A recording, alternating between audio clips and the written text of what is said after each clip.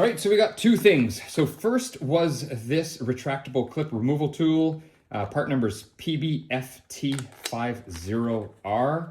Got some good comments and people seem to really like it. Anyway, it was, I found it on eBay and it was quite more expensive than it actually was to buy just directly from Snap-on. Plus it was on sale on the flyer. Anyway, that's what it looks like. So this thing is really cool. I do really like it. Haven't had a chance yet to use it yet to see how well the clip function actually works, but as you can see here by the design, it should get our clips out pretty decently, and I like the stepped design. Next up, we have the grab and go. So I bought this because a lot of people said it was just really good, and you know what? I listened to the comments. And it's 19 by 24 inches, so it's a fair size. Let's check it out, everyone. Let's see what this grab and go looks like.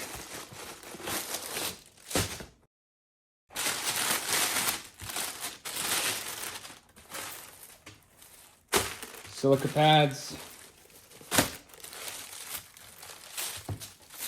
Take this off.